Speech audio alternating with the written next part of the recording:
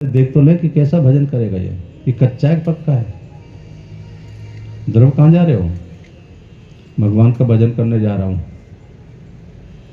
बाबा मेरी माँ ने मेरा अपमान किया है। किस बात का? बच्चों को अपमान होता है क्या? बच्चा तो खेलते रहते हैं और खाने को मिल जाए खा लेते हैं, उनका तो कोई मान अपमान नहीं होता है। नहीं बाबा, मुझसे ना ऐसा शब्द बोला है कि ये तपस्या करो, भजन करो, ये करो, वो करो, तब गर्भ से जन्म लें तब मेरी, इसलिए मैं भजन करने जा रहा हूँ। भजन जानते? भजन करना बाबा आप ही बता दो ना कैसे भजन किया जाता है।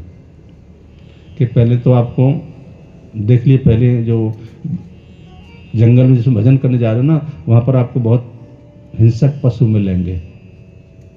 शेर मिलेगा, आपको खा जाएगा। घर को लौट चलो।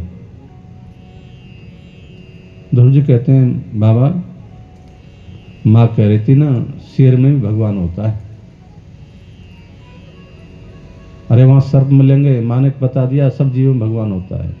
ईश्वर अंश जीव अविनाशी, ईश्वर अंश जीव अविनाशी, चेतन अमर सहज सुख राशि, चेतन अमल सहज सुख राशि। उसमें भगवान विराजमान होते हैं। नारद जी कहने लगे मैं यहाँ तक तो मैं भी नहीं सोच पाया था कि ये छोटा बच्चा इतना अच्छा जवाब दे देगा। तो लौट चलो ना वहाँ भगवान का। नारद जी लौट के नहीं जाना, भजन करना है। कैसे भजन करोगे आप बता दीजिए ना बाबा। कि नेत्र बंद करने पड़ेंगे और नेत्र बंद करके भूखा भी रहना पड़ेगा। बाबा ये सब तो कर लूँगा मैं। भजन कैसे करोगे? गुरु मंत्र चाहिए। गुरु का भजन, मंत्र के बगैर, गुरु के बगैर भजन नहीं होता है। ध्रुव जी महाराज नारद जी के पैर पकड़ लिए और कहते बाबा एक काम करो ना, आप ही मेरे गुरु बन जाइए। नारद जी कहले मैं नहीं कहा था। और मुझसे कहते हाँ बाबा अब किसके पास जाना है? आपसे बढ़िया अच्छा कौन गुरु मिलेगा मुझे? नारद जी कहते हैं मैं आपको गुरु मंत्र देता हूँ। और नारद जी ने उनको गुरु मंत्र दे दिया, ओम नमो भगवते वासुदेवाय। बाबा जाऊं? बड़ी जल्दी मची हुई है। जरा बात तो सुन ले, कैसे भजन करेगा? अभी तो गुरु मंत्र दिया है। बाबा बताओ ना। बता तो दिया, अब भगवान आ जाए आपके सामने तो कैसे पहचानो भगवान कौन है? बहुत से रूप धारण करके भैरू का घूमते रहते हैं ना। अब कोई आ गया तो मैं भगवान हूं तो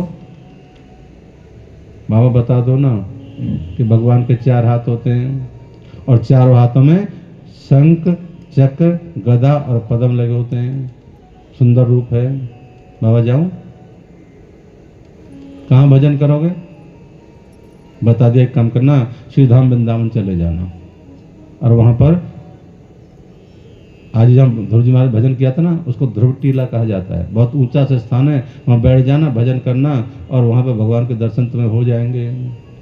नारद जी महाराज की जैसे बताया, ध्रुव जी महाराज गए और जाकर श्री वृंदावन में ध्रुव एक टीला था, ऊंचा था, उसको जाके बैठ गए और भजन करना प्रारंभ कर दिया।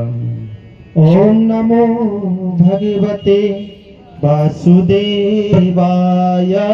ओम नमो भगवते वासुदेवाय। ओम नमो भगवते वासुदेवाय। ओम नमो भगवते वासुदेवाय। वासुदेवाय प्रभु वासुदेवाय। वासुदेवाय मेरो वासुदेवाय। वासुदेवाय प्रभु वासुदेवाय। वासुदेवाय प्रभु वासुदेवाय। ओम नमो भगवते वासुदेवाय। ओम नमो भगवते वासुदेवाय। ओम नमो भगवते वासुदेवाय। ओम नमो भगवते वासुदेवाय। वासुदेवाय प्रभु रामचंद्राय। वासुदेवाय मेरो कृष्ण देवाय। कृष्ण चंद्राय प्रभु नारायणाय। कृष्ण चंद्राय प्रभु नारायणाय। प्रभु नारायणाय। भगवते वासुदेवाय। ओम नमो भगवते वासुदेवाय। ओम नमो भगवते वासुदेवाय। ओम नमो भगवते वासुदेवाय। तो जी महाराज भगवान का भजन कर रहे थे और भजन करने में 1 माह तक केवल 3 दिन के अंदर से उन्होंने बेर खा करके भजन किया और दूसरे महीने में केवल 6 दिन के अंदर से पत्ते खा करके भजन करते थे। तीसरा जब महीना जब प्रारंभ हुआ तो उन्होंने 9 दिन के अंदर से केवल जल पी करके भजन किया। 9वें दिन केवल जल पीते थे और भजन करते थे। और जब चौथा महीना आया तो 12 दिन के अंदर से केवल हवा ग्रहण करते थे और कुछ नहीं खाना। 5वां महीना प्रारंभ हुआ तो केवल वायु का भी त्याग कर दिया। अब मुख बंद, ना कुछ अंदर आएगा और ना कुछ बाहर को जाएगा। देवता घबराने लग गए, ये प्राणवायु रुक गई और जब प्राणवायु रुक जाती है ना तो ठीक से सांस नहीं आती है। सांस जब नहीं आती तो ऐसा लगता है जी घुट रहा है। दौड़ते हुए भगवान के समीप पहुंचे, कहा प्रभु बचा लीजिए। तो क्या बात है, सांस नहीं आ रहा है महाराज, हवा रुकी हुई है, प्राणवायु रुकी हुई है। भगवान के लिए तभी तो मैं कह रहा हूँ ये वैकुंठ लोक में भूकंप कहाँ से आ रहा है। पूछा क्या बात है, कहा कि ध्रुव जी महाराज है ना वो वृंदावन तपस्या कर रहे हैं और उन्होंने सांस को रोक दिया है। हमारी सांस ठीक से नहीं आ रही महाराज, इसको नॉर्मल कीजिए तभी बच पाएंगे। भगवान कहते कि मैं जाता हूँ और तुम्हारा कष्ट दूर करूँगा। भगवान जब जाने लगे तो लक्ष्मी कहती महाराज मैं भी साथ में चलूँ ना। देवी साथ में तो चलो, परंतु ये ध्यान रखना वो मृत्यु लोक है और मृत्यु लोक में ज्यादा अपना प्रेम भाव आपने दिखा दिया ना तो परेशान हो जाओगे। महाराज ऐसा तो कुछ नहीं है, मैं आपके साथ चलना चाहती हूँ कि मुझे भी लग रहा है कि बच्चा इतना बड़ा छोटा सा बच्चा भजन कर रहा था, उनके दर्शन करना चाहती हूँ। भगवान ने आज गरुड़ पर विराजमान हुए और सीधे वृंदावन पहुंच गए। सामने खड़े हो गए भगवान। ध्रुव जी महाराज तो देख ही नहीं रहे कौन आया सामने। भगवान ने देखा कि ये बात क्या है, क्यों नहीं नेत्र खोल रहा है, क्या जब हम सामने खड़े हुए हैं तो हमको देखना चाहिए था। भगवान नेत्र बंद किए, देखा ये तो अपने हृदय में ही हमको देख रहा है, यही इनको दर्शन कर रहा है, तो हमारी क्या जरूरत पड़ी बाहर देखने की। भगवान ने क्या काम किया, जो अंदर रूप दिखाई दे रहा था ना उसको खींच लिया अपनी तरफ में और जैसे अंदर से रूप बाहर आया ना तो ध्रुव जी महाराज ने छटपटा करके नेत्र खोले, सामने भगवान खड़े हुए थे। भगवान के दर्शन किए और जो नारद जी ने बताया था वही रूप भगवान का ध्रुव जी महाराज के सामने खड़ा हुआ है। ध्रुव जी महाराज शांत खड़े होते हैं। भगवान के लिए बड़ा भोला भक्त है, 1 घंटा हो गया कुछ बोलता ही नहीं है, मुस्कुराने लग गए। और ध्रुव जी महाराज ने देखा भगवान को तो ध्रुव जी महाराज मुस्कुराने लग गए, हंसने लग गए। और ध्रुव जी महाराज को हंसता हुआ देखा ना तो ये महाराज सुखदेव थे वो भी हंसने लगे। उनको हंसता हुआ देख करके परीक्षित महाराज भी हंस रहे थे और परीक्षित महाराज को हंसता हुआ देख करके जितने भक्त ना सबके सब हंसने लग गए। हो तू है मेरा, हो तू है मेरा, मैं तेरा ही हूँ सामरे, जी रहा हूँ कृपा पे तेरी सामरे। तू है मेरा, मैं तेरा ही हूँ सामरे, जी रहा हूँ कृपा पे तेरी सामरे। तू है मेरा,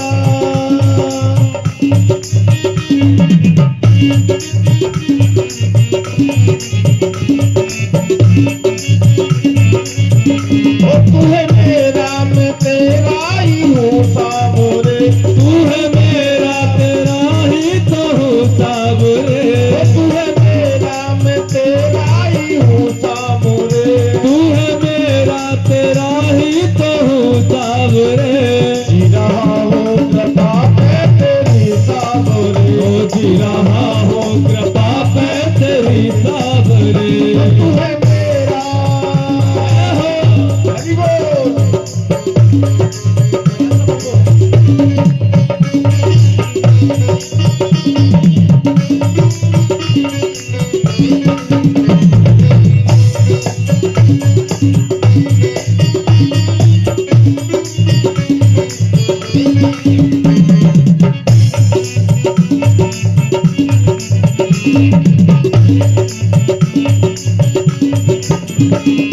जहां का तू मालिक दयावान है, जहाँ का तू मालिक दयावान है, अपने भक्तों पे तू तो मेहरबान है, अपने भक्तों पे तू तो मेहरबान है।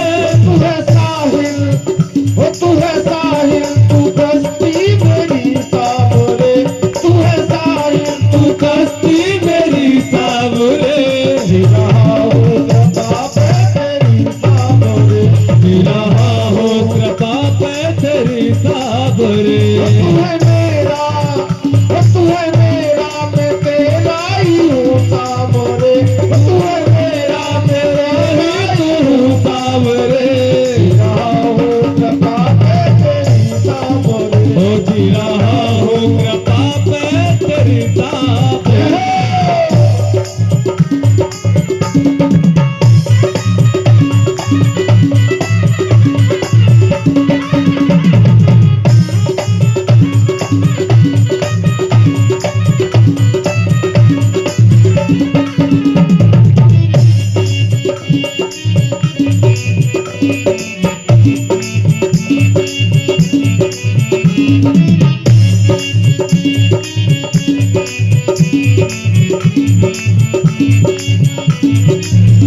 तुमसे मिलने की चाहत है दिल में लगी, तुमसे मिलने की चाहत है दिल में लगी, प्यास दर्शन की मैंने इस मन में जगी, प्यास दर्शन की मेरे इस दिल में लगी। ओ मान लो, ओ मान लो, ओ मान लो, अब तो आरती मेरी सामने, ओ मान लो मान लो मान लो मान लो, जी रहा हूँ कृपा पे तेरी सामने, ओ जी रहा हो कृपा पे तेरी साबरे। मान लो अब तो आरती मेरी सामने, ओ मान लो अब तो अर्जी मेरी साबरे, जी रहा हूँ कृपा पे तेरी सामने। ओ जी रहा हो कृपा पे तेरी साबरे।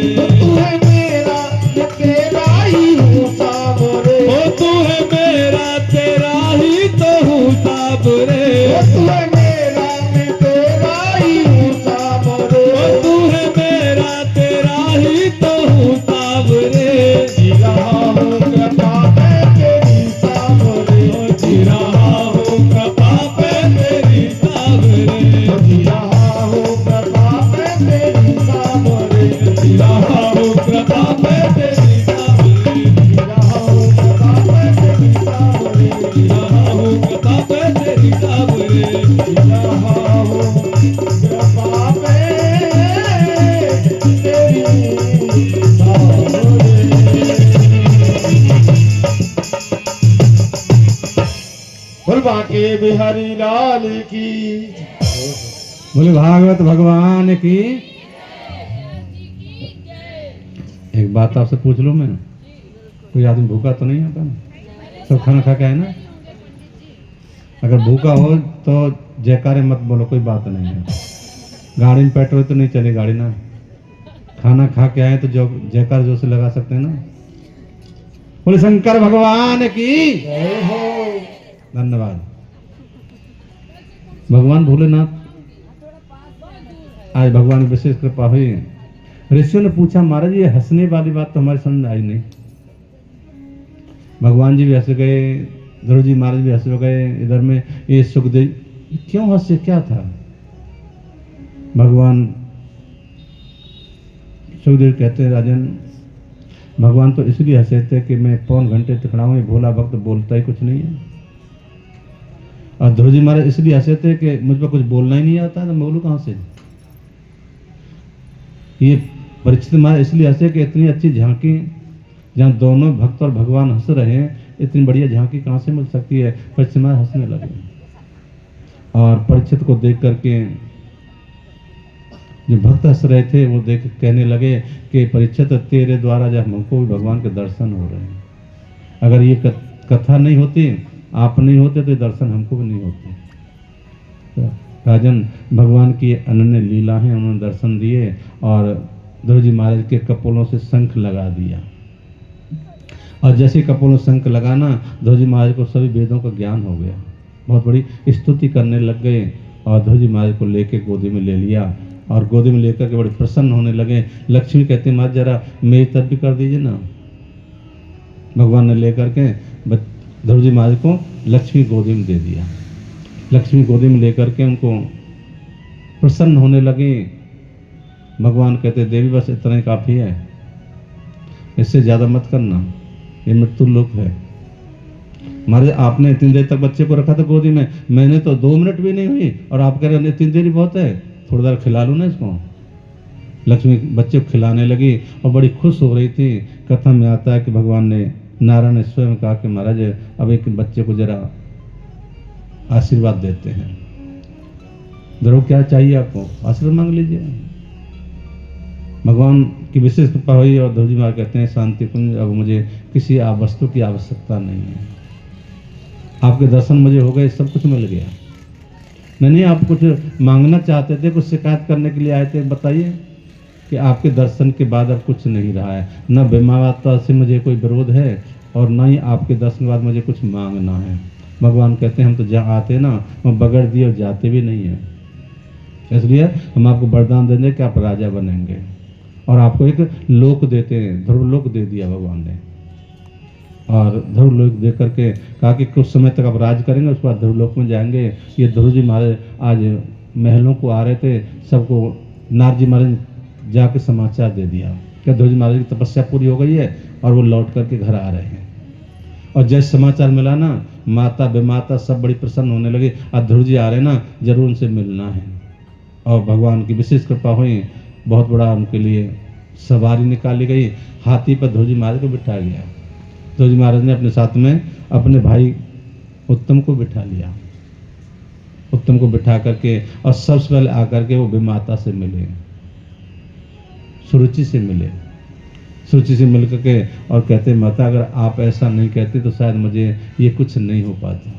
आपने मुझे सही रास्ता दिखाया है, आपके रास्ते से ही मुझको भगवान की प्राप्ति हुई है और ये मुझे राजपद प्राप्त हुआ है।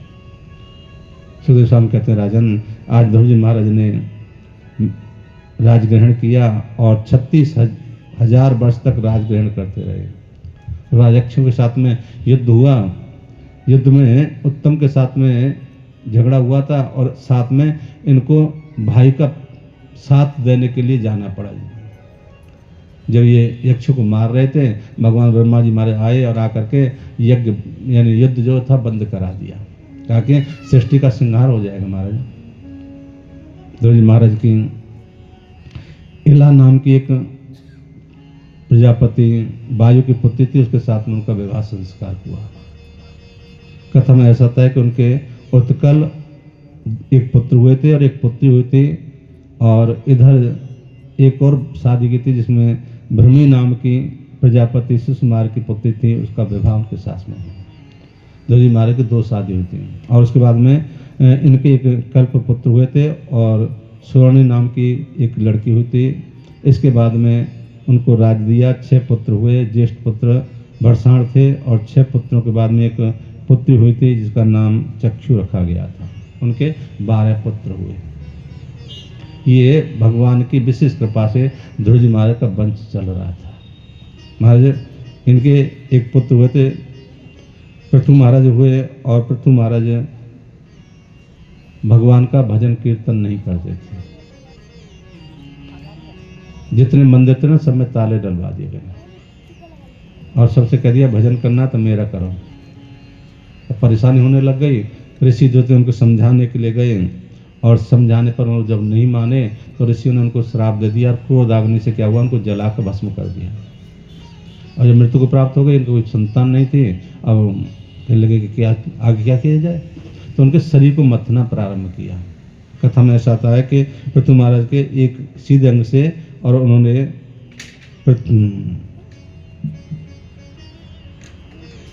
ऋषियों ने जब इस तरह कहा तो उनके अर्थी और रुचि नाम के अर्ची नाम की कन्या का जन्म हुआ और उन दोनों का विवाह संस्कार कर दिया। उसके बाद कहा कि आप राज ग्रहण करें।